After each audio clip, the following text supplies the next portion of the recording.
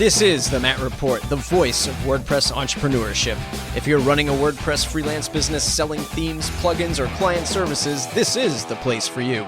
Learn more at mattreport.com and subscribe at mattreport.com/subscribe. And now, on to the show. Hey everybody, welcome back to the Matt Report. It's the #1 podcast interviewing entrepreneurs that use WordPress to power their business. Notice the little change as we progress over the seasons. We're interviewing people from all over the place now. We're talking to developers, designers, entrepreneurs, business owners, bloggers, people who just are using WordPress to power their business. They don't necessarily need to be using WordPress at the core. We're going to learn a little bit more about that today from Zoe. If you've been listening to the show and loving the show, which a lot of you have, because Lisa and I get emails and tweets all the time, thank you very much.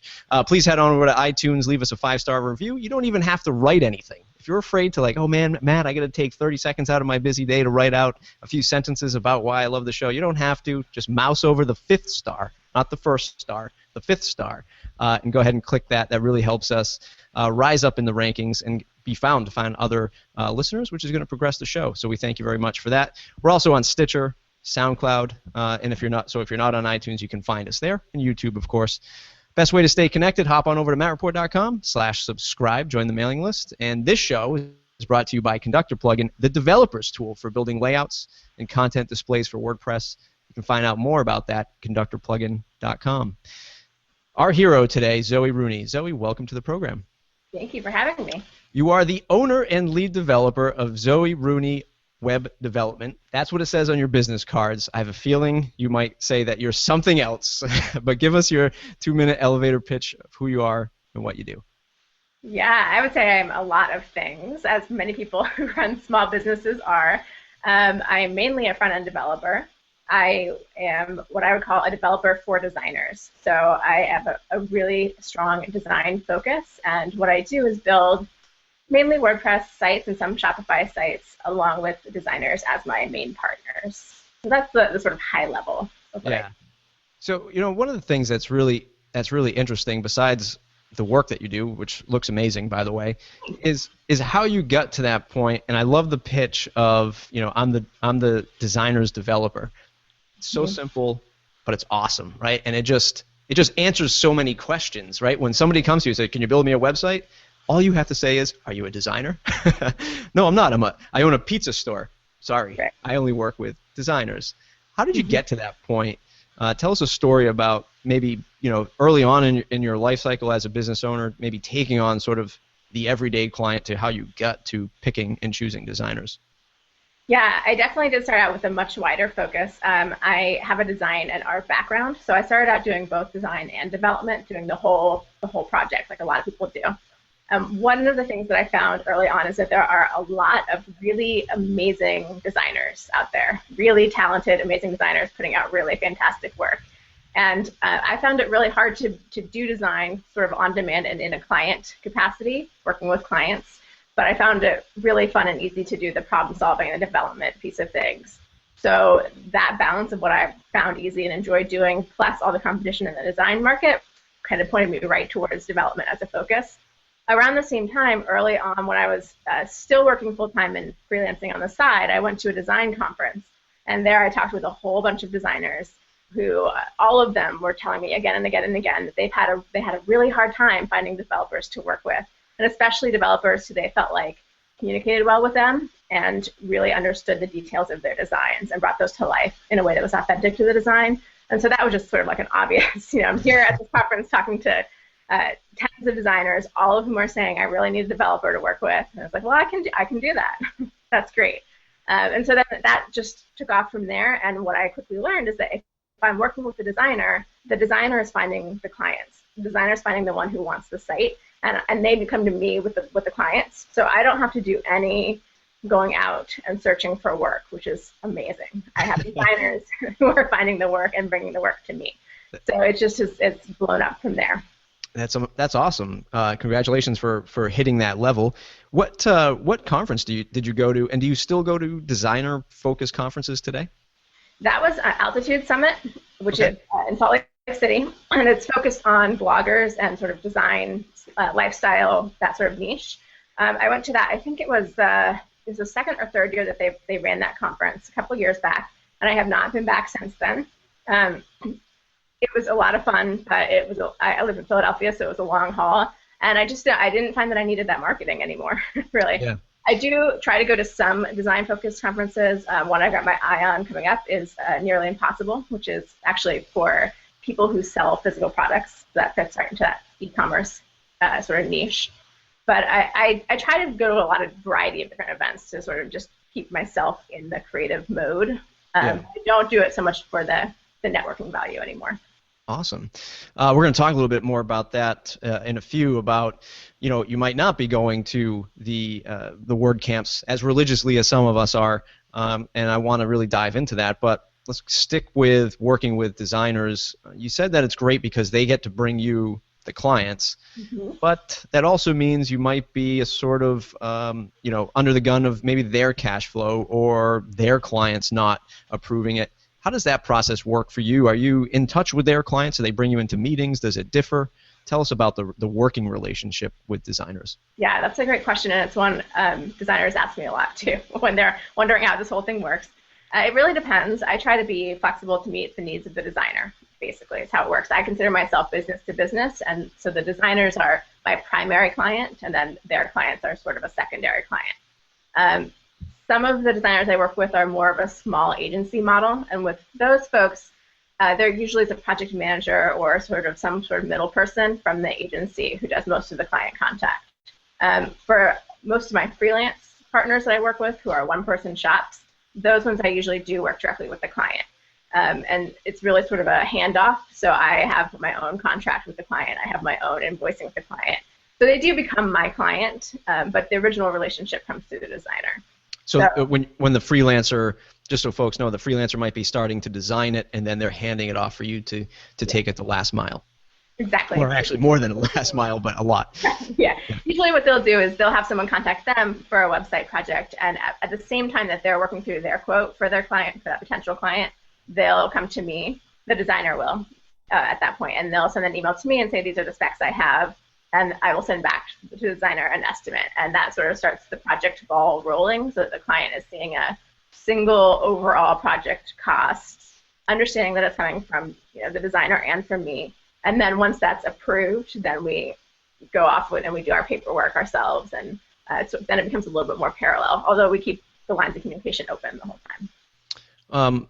I don't want to forget about the agency stuff, but in this relationship, when it's a solo freelancer that you're working with, who gets the credit for the site? Is it joint? Do you vary based on the contract? And who supports the client at after the project launch? Yeah, it's a great question. So usually it's joint credit. It does depend on the contract. That's something we do negotiate based on what the client needs and what they want for their site. I have become less concerned about having an actual physical credit for myself on the site as I've just been busier and it hasn't been as big as traffic source for me anymore. So I don't worry about that as much as I used to worry about it, but usually it is a joint credit situation on those sites. In terms of ongoing maintenance, one of my big goals for my sites is that the client is empowered to maintain pretty much everything, all content, anything that they might need to maintain that they can maintain themselves should they want to. I like to tell them that while I love them, I don't want them to have to come back to me for any updates or maintenance or changing wording here and there. So there usually isn't a whole ton of immediate ongoing maintenance. If they do need small changes ongoing, usually they will just email directly and say, this is what I'm looking to do, and we'll say, if this is a big design change or a whole new page, let's circle back with the designer and have them design that. But if it's just a small addition, then we'll just schedule that in with them ourselves. Sure.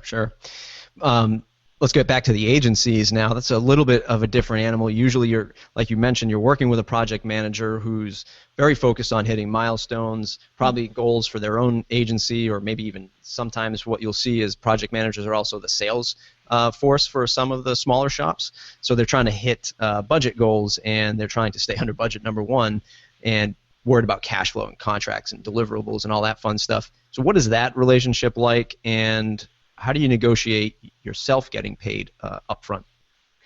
I'm very clear up front with what my terms are and what I'll accept and what I won't accept. And I don't know if I've just been lucky or what it is, but I've actually haven't really run into problems with the agencies I've worked with. I've only worked with a couple, and they are pretty small for the most part. But we do just kind of talk up front, and I say, this is what I'm comfortable with. I ask them what they do, and usually it aligns pretty well.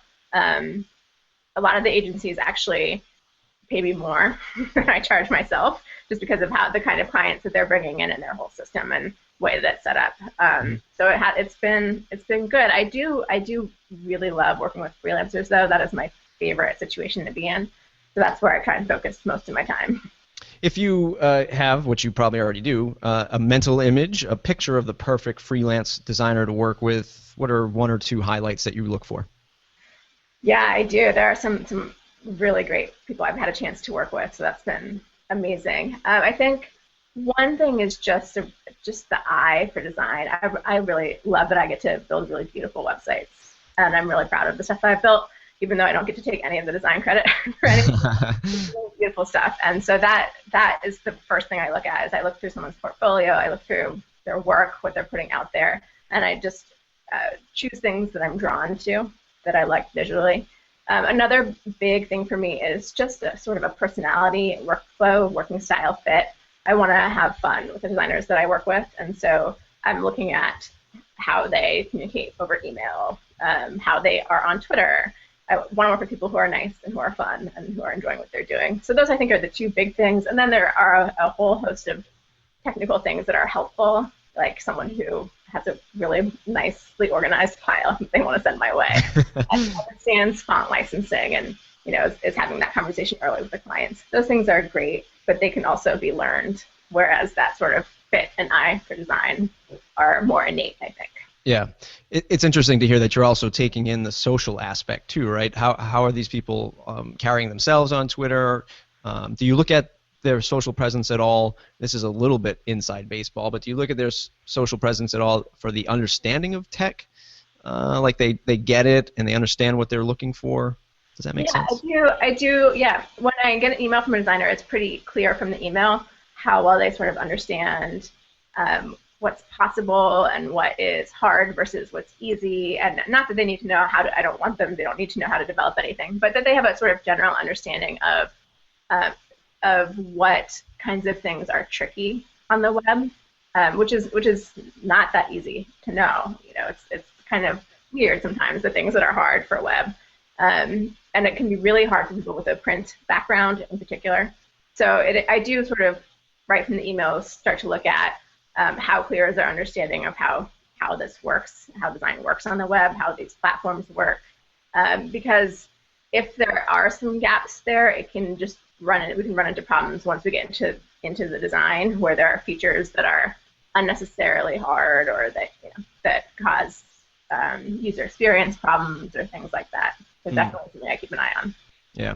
So what do you do in the instance when something comes up with the client project and the client says, that's not what I was looking for, or we want to go in this direction now? Like, we thought the homepage we wanted 3 services, but we don't.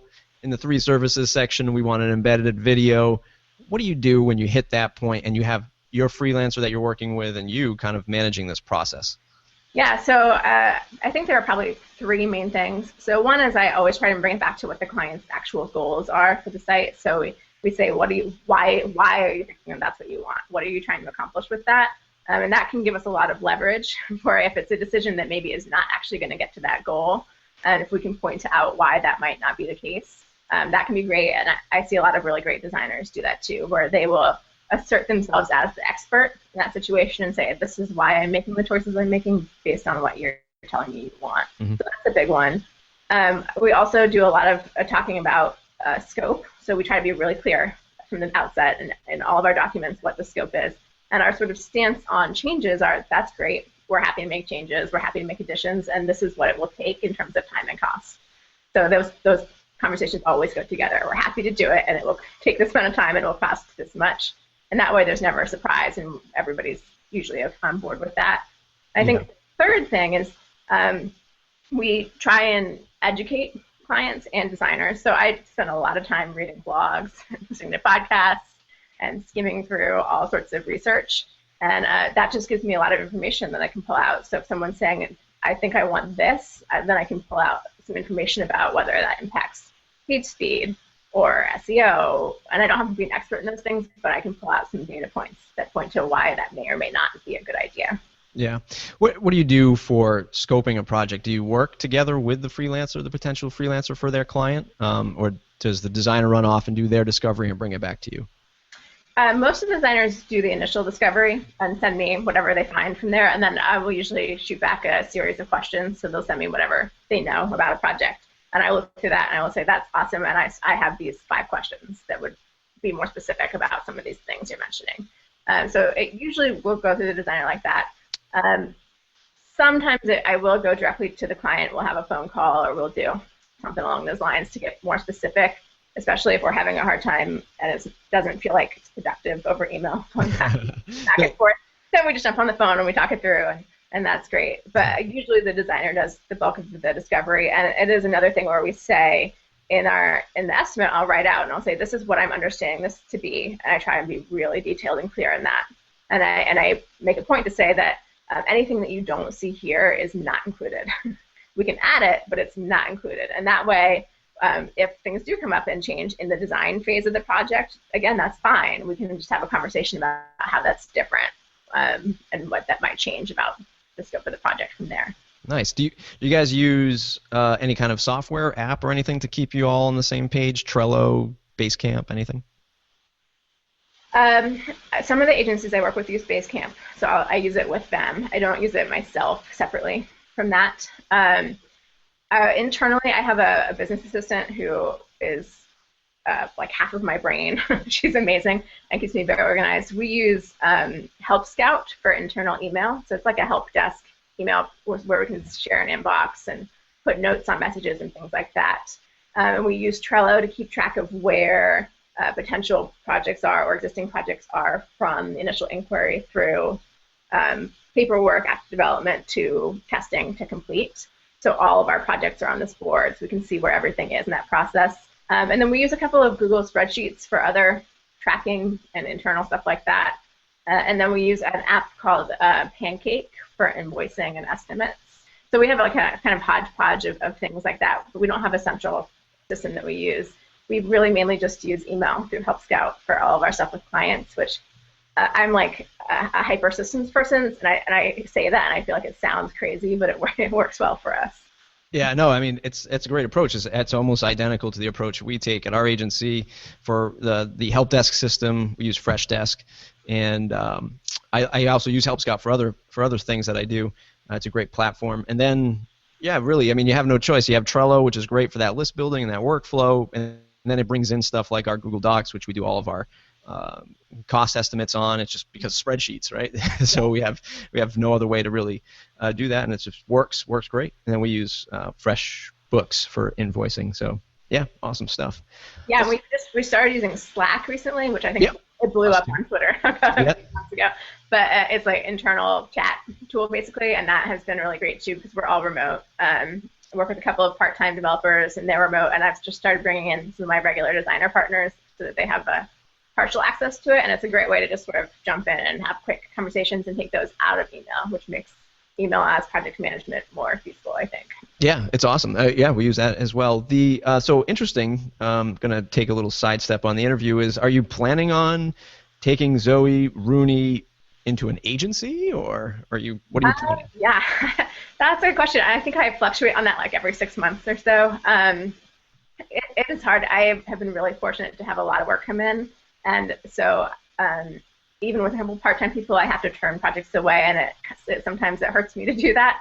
So with that in mind, I sometimes think I would like to add capacity. I have been learning as I go just how hard it is to effectively manage people and train people, and that is not always my favorite thing to do.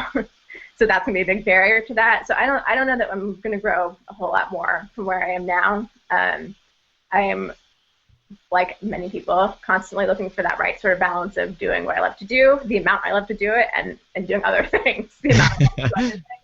And so I don't know what the answer is going to look like for that, but I think it's probably going to stay about the size it is now, which is myself, and I have 4 part-time people right now. Awesome. Yeah, I mean, I think it's a great goal to work towards is, it's funny, a goal to work towards is balance, which is sort of probably contradicting, but but it is a totally viable answer, and I think a lot of us sort of get caught up in, I need to be, this agency, or I need to be, I need to have clients like they have clients because look how successful they are. Well, that's on the surface, but you don't know on the inside and all that fun stuff. So good luck in 2015. Yeah, I mean, it's hard too because I work with a lot of really small businesses and creative individuals, and I feel like going too far to an agency model makes it really hard to maintain that client base. And I really just don't want to move away from that. I look at the agencies whose work I admire and I love what they're doing, but I'm actually not that jealous of their client base because they don't get to work with the same micro business, individual business owner type people that I do. Yeah, I totally hear you. I'm just coming back from Prestige Conf out in Minneapolis, and watched a tremendous presentation by Jake Goldman of 10up Studios, 10up web 10up Web Agency. I was going to say WordPress Studio, and he showed an accelerated graph of his growth, but because of the clients that he had taken on, right? So a lot of larger media publishing clients, you have no choice but to scale at this, and a lot of it just comes out of necessity. So you're hiring people and you're creating positions because you have to, and it's a scary thing to see growth in 2 years go from one person to 120 people. Yeah, they've been growing like crazy. Right, and you're like, oh my God, like one day I'm going to walk into the office and not know who this person is sitting next to me. Right. So everybody has their sort of definition of success. Let's talk about WordPress specifically. It's obviously not always the tool that you use to solve a problem or to launch a client site. One of them being Shopify that you leverage probably quite often. Let's talk about that. Do you use WordPress for everything, and why not? Yeah, I use WordPress for informational sites and for blogs. I do almost zero e-commerce using WordPress, and that is just a preference that I have based on the available tools for WordPress e-commerce. I'm not a huge fan of any of them, and I really love what Shopify does, especially for retail businesses, which are the majority of the e-commerce businesses I work with. Most of them are selling physical products in retail, and in Shopify, that's what it's built for, so it's great for that. I do like that sort of dedicated tool aspect to it, where that is what it's for. It's a hosted system, so we're not worried about SSL. We're not worried about setting up hosting in a way to maintain security, and we're not worried about updating plugins or anything like that to maintain that security over the long haul. That's all taken care of. And that is a huge plus for me, especially with that mindset that I talked about before, where I don't want to be in someone's project constantly after we launch it. I want them to be able to maintain it on their own, and that aspect of Shopify being hosted makes that a lot easier. It takes a lot of the burden off there. But WordPress is by far the most powerful thing I've worked with, and the thing that I most enjoy working with for those info sites and those blogs. So that's what I leverage it for primarily. And I would say that is slightly over half of the work that I do currently. The e-commerce market has shot through the roof, especially in Shopify. That whole kind of area has really gone through the roof recently. But I think WordPress is still the majority of the work I do. In terms of revenue, do you find projects for WordPress projects being a higher dollar and Shopify being less? What does that look like in terms of the business? Yeah, it definitely used to be that Shopify was a higher revenue business, because with e-commerce there are just so many pages with that inherent. You have beyond whatever pages you have for the site, you have checkout, you have account pages, you have there's just a lot of stuff in there. It actually has shifted recently so that they're a little bit more even. And I think part of that is that people are looking for to sort of break the mold more with their info sites and their blogs. So people are looking for just more cool stuff in those areas than they used to be. It used to be a little bit more simple. So that definitely shifted it. And I think also Responsive has done some interesting stuff where it actually has sort of leveled that out a little bit, in part because it's forced us to get a lot more systematic with how we're setting our projects up, so that the work cost for e-commerce has come down as we've set up better systems, and then info sites and blogs are getting a little fancier, so it's sort of leveling out that way. Yeah, it's actually interesting that you're seeing that. I think a lot of folks who are just getting into WordPress, and I should say the end users, the business owners that are discovering WordPress for their business and now looking for folks like you and like the folks listening to the podcast, they see WordPress and they hear it, they get exposed to it because they hear it's free, it's easy to use, you can get it on any web host and so on and so forth. So there's sort of that, branding problem of WordPress where people say, that's free, why are you going to charge me $5,000 to customize that? Mm-hmm. And then on the flip side, you have Shopify, which off the top of my head, I don't know what the lowest tier is, but I think it's like $50 a month, maybe. They have some lower ones than that. I don't even know either. I think it's probably the lowest is around 20 a month. Yeah. So even if somebody sees it for $20 a month, how do you have that discussion of the same thing where it's like it's going to be $5,000 for us to engage in this project, but for what? I'm only paying $20 a month, for the Shopify. How do you justify costs or how do you have that negotiation with the client when they see $20 a month and then your fees to customize it? Yeah, that's a great question. I think that actually you sort of hit at this, but one of the things that I've noticed about e-commerce, especially retail businesses, is that people who are going into a retail business, for whatever reason, tend to have a higher price point in mind when they're shopping out a website. So maybe it's something about, especially people who have brick and mortar businesses, because they've done a lot of that financing for that. But something about retail, I think in the planning process is people have a different expectation for what a site might cost to start out with. So that can definitely help where people are coming in expecting to pay more when it's an e-commerce situation. I think the keys are going back to that design quality. So people want to pay a premium for that quality design. And so having those partnerships has made a huge difference in what I can charge and what people will accept for that.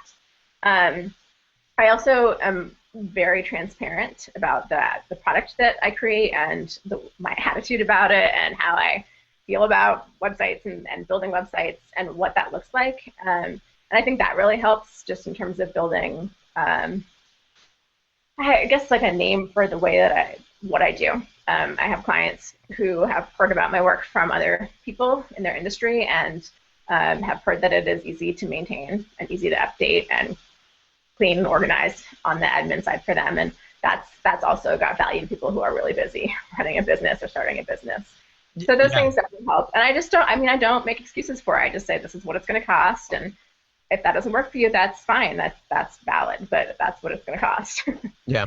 No, and that's a good lesson that you hinted at there is you've built a brand over the course of all the work that you've done and partnering with other people, and then obviously at the end putting out an exceptional product that people love and will refer you for. And I think that's something that's sorely overlooked, especially with a lot of freelancers that are just starting out, sort of jaded in the industry of saying, look, I want to be that person who kicks my feet up in the coffee shop. It's going to be amazing. I'm going to have freedom, and I'm going to charge people, whatever I want. I'm going to walk in and charge people $10,000, and I just started yesterday. Yeah. Sadly, not the case, and it just takes a lot of hard work to build that brand. But it's important that folks are working to build that brand, because a lot of them get sort of bogged down in, I can do cool things with WordPress. I can build you anything, Right. Really, you want to service these clients so that they say, that was an amazing experience. The work was great. I don't care about the tech stuff. You just built me something awesome.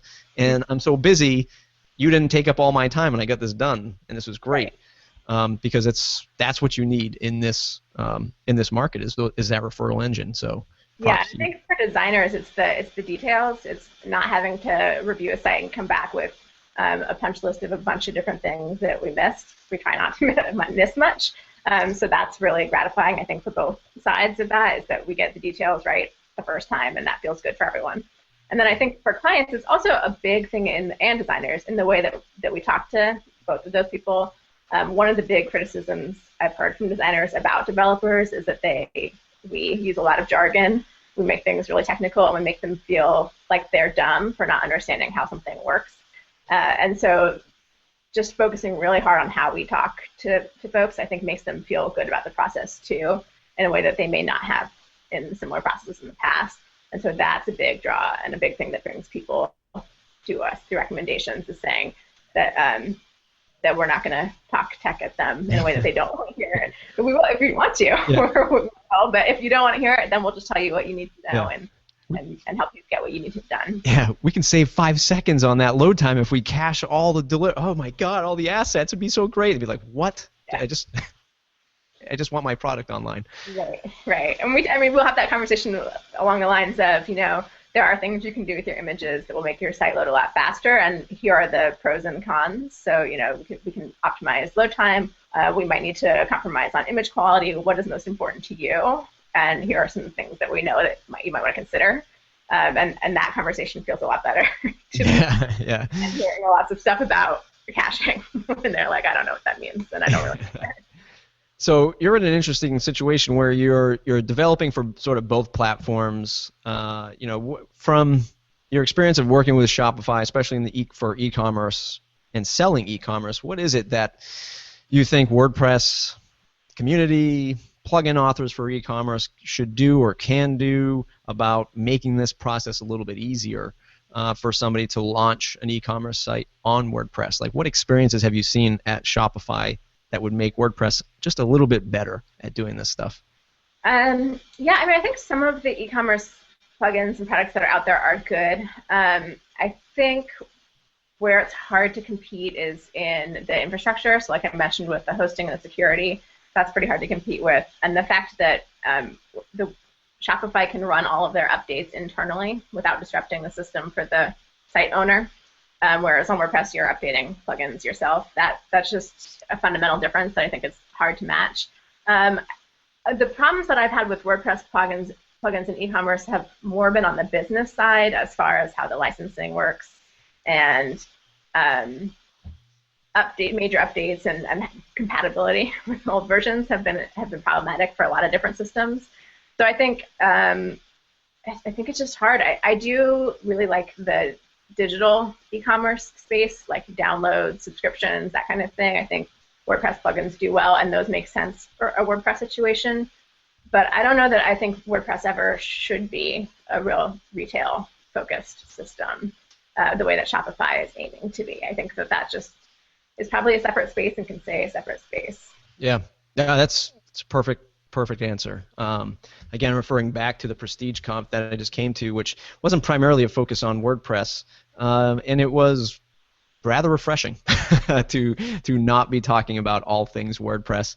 I think we are starting to see that in the social channels. I'm starting to recognize and pick up on a lot of people that are saying, you know what, I'm sort of done following this at this religious capacity. I want to spread my wings and find other technology, because at the end I'm serving my client. And you're already in that, even if you weren't thinking that 2 years ago. If you think back to your 2 years ago, you were installing WordPress and you were launching them and you were giving them Google Analytics, you were giving them MailChimp, you were bringing in other technologies for different needs. You were never just solving everything with WordPress. Right. And God, if you were, wow. Any parting advice for the freelancers out there, either maybe looking to partner with you or to sort of get into the groove of things like you are? Any advice for freelance developers out there? I really think just talking about what you're doing online, social media, or on a blog or whatever is essential. I've made a ton of relationships through people who I've met on Twitter, or who comment on blogs, or who write blogs that I stumble on through various things. So I think that's huge, and just in terms of building that wider community, that just makes a really big difference for me in upping my own game, and then also in making connections around community. But I would definitely say write about what you're doing, talk about what you're doing, and ask other people questions about what they're doing, and that's a great thing to do. I absolutely think that e-commerce is the future for a lot of businesses, so I would always advise checking into that. And Shopify is a great system. There are some other really good ones out there, but everybody I know who works with Shopify turns a lot of work away. So I always recommend people that they check that out as a thing to do.